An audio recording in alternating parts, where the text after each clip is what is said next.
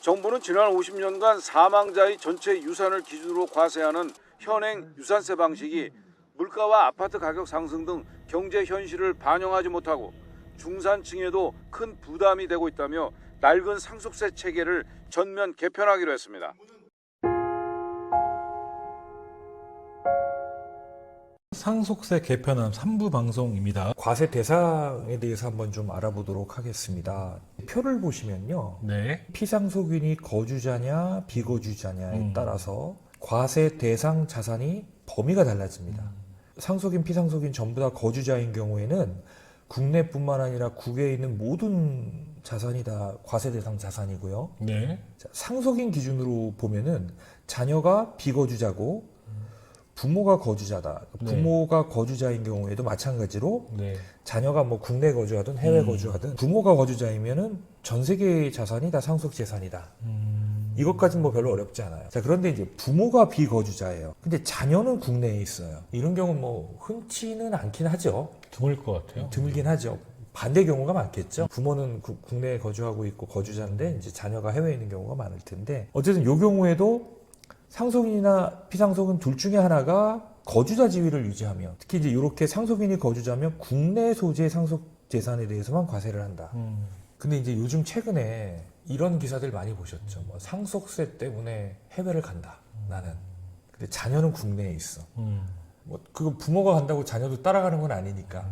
어린 미성년이면 따라가겠지만 자녀 여기 생활 기반이 있는데 부모 간다고 그래가지고 예. 그럼 부모가 해외에 가서 거기서 일군 자산은 국내의 자산만 이제 세금을 내니까 해외에서 일군 자산은 이제 과세 대상이 아니겠죠. 그런 경우에도 마찬가지로 이제 앞으로는 전 세계의 상속 재산이 전부 다 과세 대상이다 이렇게 바꾸겠다는 거예요. 자, 그런데 이제 예외 규정을 뒀습니다. 예외 규정이 뭐냐면 외국 국적자이긴 해도 국내 단기 거주의 개념은 이제 상속 개시일 10년 동안에 합산해서 5년 이하 거주 기간이 이 경우에는 종전과 같이 적용하겠다 이런 얘기입니다. 사실 비거주자를 하더라도 얼마든지 국내에 왔다 갔다 할 수 있는 거니까 국세청이 제시한 사례가 있는데요. 이 사례를 참조하시면 어느 유형에 해당되는지 보시면 이해가 좀 편하실 것 같습니다. 네. 네. 다음에는 과세 방식, 과세 대상에서 사전 증여 대상 관련한 내용을 한번 보도록 하겠습니다. 네. 자, 현행 상속세는 상속세와 증여세 보완 관계를 고려해서 상속세 산출 시 과거 10년 이내에 증여했던 자산을 합산하죠. 네, 맞습니다. 네, 그거는 이제 사전 증여를 통해서 조세 회피를 하는 거를 차단하기 위해서 이렇게 만들어 놓은 거죠. 그래서 상속인은 피상속인 사망 전 10년, 증여세 합산 기간하고 동일합니다. 네, 10년 이내에 증여 재산 합산하는 것도 10년이죠. 수유자 등은 단 여기서 이제 수유자 등 아까 뭐라 했죠? 법정 상속인 외에 유언으로 증여받은 사람은 네. 5년 전까지 사전 증여 재산을 합산했다. 자, 그래서 이제 이게 여러 가지 문제를 많이 일으켰죠. 5년으로 제한한 것은 합산으로 인해서 상속인의 과도한 상속세 부담 경감하자는 긍정적인 취지가 있었어요. 그래서 이제 예를 들어서 뭐 손주나 며느리나 사위한테 유언으로 증여를 사전 증여를 하게 되면 그거는 이제 상속재산에 합산하는 기간을 5년만 잡는다. 농담 삼아서 사위와 며느리를 딸 아들처럼만 생각하고 같은 재산 분배를 하게 되면 5년에서 10년 사이에 사망을 하게 되면 자녀한테 증여해 준 건 합산되는 거고 상속세를 한 번 더 내야 되는 거고 상속인이 아닌 제3자인 경우에는 합산이 안 되니까 그만큼 이제 세금적으로는 메리트가 있죠. 그래서 이번에 개정된 건 뭐냐면 각자 받은 사전 증여 재산만 각자의 상속세 계산 시 합산하겠다. 그래서 유산 취득세로 전환하는 경우에는 상속인이 자기가 받은 사전 증여 재산만 그러니까 왜냐면 아까 같은 경우는 생전에 제3자에게 증여한 자산도 상속 재산에 합산이 돼서 상속인 같은 경우에는 본인이 받은 재산이 아니잖아요. 이해가 되시죠? 이런 네. 대표적인 게 기부 같은 겁니다. 기부도 본인이 받은 건 아니지만 이게 상속 재산에 합산이 돼서 상속인이 받지 않은 재산에 대해서 상속세를 부담한다. 예전에 어떤 기업에서 주식을 전부 다 직원들에게 증여를 해줬죠. 그래서 이제 이게 5년이 지나서 상속이 발생됐으면 그런 문제가 없었는데 5년 안에 그분이 창업주가 돌아가시는 바람에 이 사전에 유언으로 증여해 준 자산에 대한 상속세를 누가? 다 가족들이 내야 되는.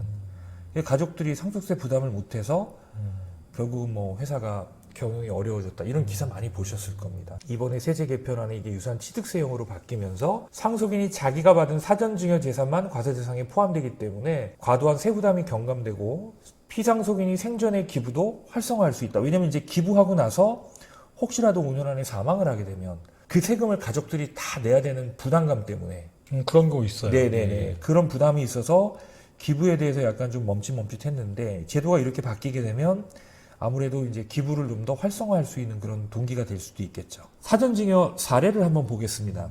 자, A 기업의 창업주가 직원에게 사전에 25억 원어치 주식을 다 나눠줬어요. 그리고 자녀에게 남아있는 15억 원어치의 주식을 상속해줬다고 가정을 해보겠습니다. 현행 기준은 사전에 증여한 주식 25억 원하고 자녀에게 상속해준 15억 원 합한 40억 원이 뭐예요? 상속재산이 되겠죠. 단 여기 전제 조건이 5년 내에 사망을 했다고 가정한 겁니다. 증여 후에. 그럼 공제는 무조건 일괄 공제 5억을 해주는 거죠. 과세 표준은 35억이 되겠죠. 5억 차감하니까. 그럼 50% 세율 구간이고 여기에 따른 이제 상속세를 누가 낸다? 자녀가 내야 돼요. 그렇죠. 되게 억울한 경우가 많죠. 네, 그렇죠. 예. 그러니까 그렇다고 지금 한참 왕성하게 대표가 사업 활동을 할 때 이런 액션을 취하기는 어렵죠. 보통 이제 승계를 하고 이제 본인이 일정 기간까지 건강의 여러 가지 이유 때문에 지금 해야 되겠다라고 느낄 때 이제 이런 행위들을 하잖아요. 이런 변수가 생겨버리면 결국 직원들이 이게 사전 증여한 부분까지도 다 합산돼서 자녀가 세금을 내야 되는 거니까 이게 개인 자산인 경우는 또 다를 수 있겠지만 비상장 주식 같은 경우는 굉장히 후계자한테 큰 타격이 되겠죠. 근데 앞으로 개정이 되면 25억은 받은 게 아니잖아요. 끝나는 거예요, 납세로. 15억 원에 대해서만 세금을 납부하면 된다 이렇게 이해하시면 되겠죠. 사전 증여 재산에 관련된 부분은 기부를 더 활성화하겠다라고 기부란 개념도 있지만 기업 같은 경우면 자녀는 소유만 하고 전체적인 경영은 직원들의 집단 경영 체제를 운영한다든가 아니면은 직원들에게 주식을 나눠주고 그 중에 최대 주주인 직원이 경영을 하게 한다든가 뭐 그런 의사결정 충분히 할 수도 있잖아요. 아니면 사회적 기업 같은 경우는 그 주식 자체를 어떤 공적 기부를 할 수도 있는 거고요. 개인인 경우에는 이제 이 개인 자산 자체를 기부할 수도 있는 거고. 그러니까 어쨌든 뭐 이것 때문에 기부가 막 기하급수적으로 늘어나지는 않겠지만 기부를 하는 그 선한 취지가 세금 때문에 퇴색되고 하는 일들은 적겠죠. 자, 오늘은 사전 증여 재산 관련된 과세 방식 변화에 대한 방송을 진행했습니다. 자, 오늘 방송 감사합니다. 네.